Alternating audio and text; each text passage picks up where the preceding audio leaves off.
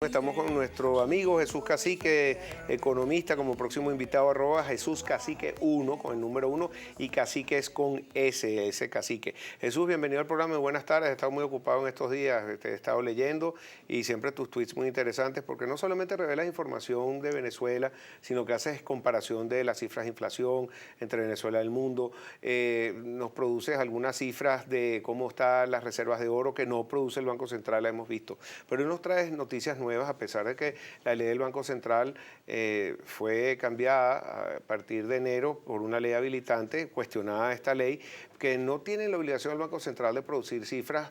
Parece que hoy las produjeron. Tú nos puedes hablar. Ministerio de Finanzas. El Ministerio no fue el Banco Central, fue el Ministerio de Finanzas. Ajá, ¿qué cifras son esas, por favor, si no las puedes decir? Gracias por la invitación, Pedro. Como siempre, un honor compartir contigo.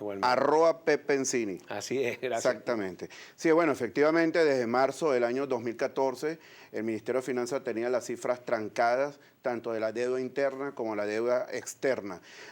Al cierre de marzo del 2014, la deuda era un monto bien significativo, bien importante, pero la cifra a destacar es que en el año 1998 la sumatoria de la deuda interna y con la deuda externa era 27.859 millones de dólares. Cerró para el año 2015 en 171.999 millones de dólares. 172.000 millones de dólares.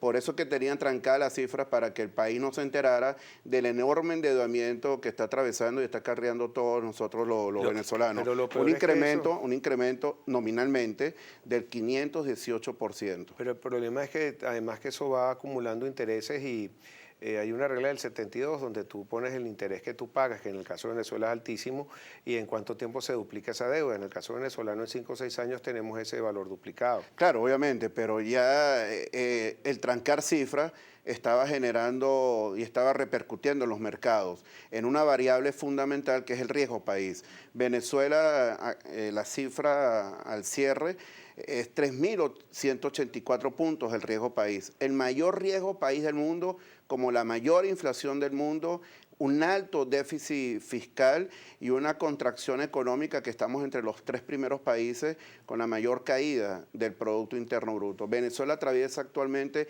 esta inflación económica, caída del Producto Interno Bruto con alta inflación. Inflación que cerró el año 2015 en 180,9%.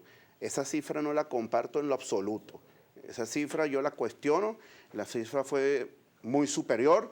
Hubo un cambio de ponderaciones del INPC y a los venezolanos, a los medios de comunicación, no han informado al respecto. Pero si tú tomas o consideras el INPC con las ponderaciones vigentes del Banco Central de Venezuela y las variaciones del INPC, la cifra de la inflación da 240%. Entonces, que nos expliquen a todos nosotros los venezolanos de dónde se genera esa inflación de 180,9%.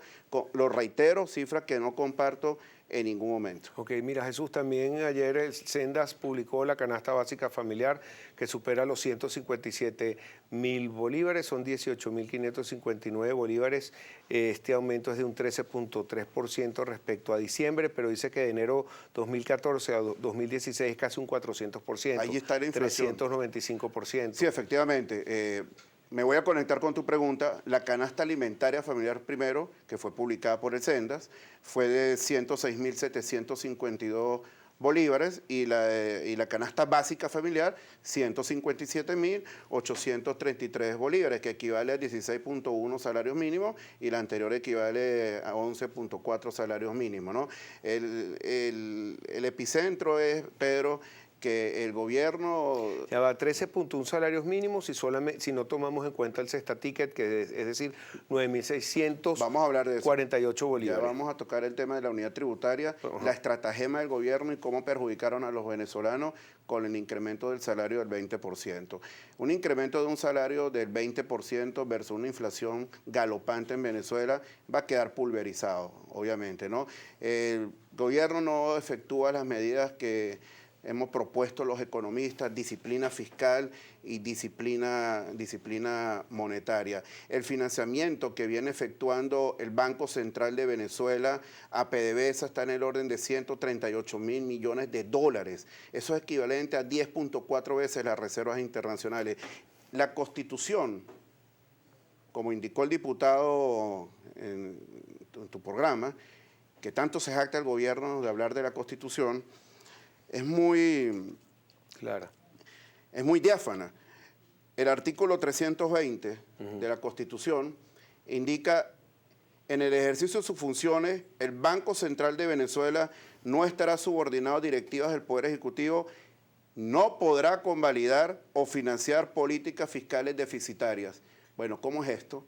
Que está financiando a PDVSA. Y luego tienes una ley del Banco Central de Venezuela que aprobaron con la habilitante el año 2015, donde le otorga financiamiento al Banco Central de Venezuela, violando la Constitución, el artículo 320, a PDVSA.